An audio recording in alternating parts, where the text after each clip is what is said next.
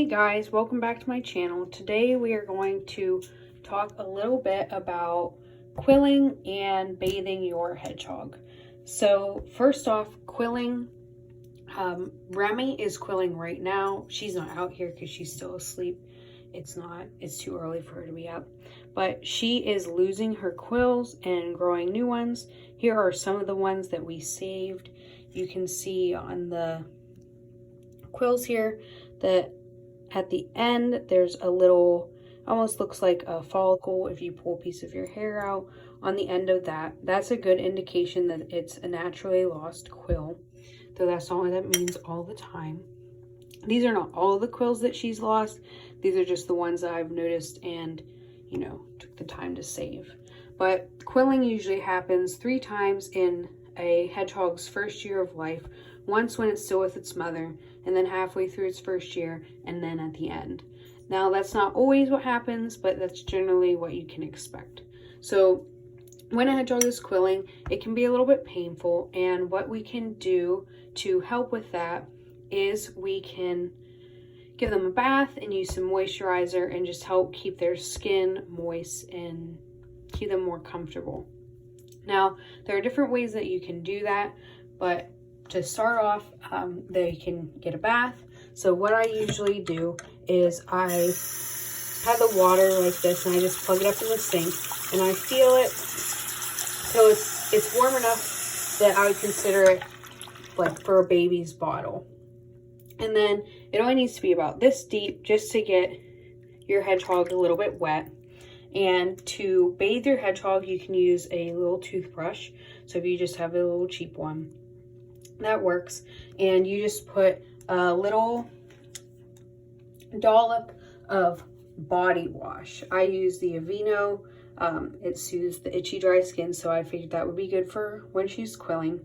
It's fragrance free. That's important. Another important step is that it is tear free, because your hedgehog is going to be close to it and it could get in their eyes.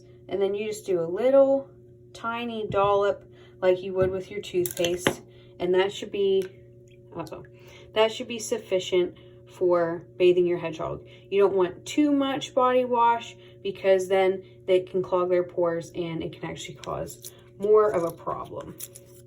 So you've just brushed their quills like you would your hair with this toothbrush and get those suds in, and then they can rinse around in here. One thing is to watch out for is that your hedgehog will likely poop while you're giving it a bath. So make sure that you're ready and you have some paper towels or wipes or something to get those out so that that dog isn't continuing to run into their poop while you're trying to give them a bath. Another thing is they'll try to climb out a lot of the time, and just watch, make sure that they stay in there. The water should not be deep enough to submerge their face. You want to keep their face out of it and kind of just keep their feet wet. You can also do a foot bath with your hedgehog if it's getting poop on its feet.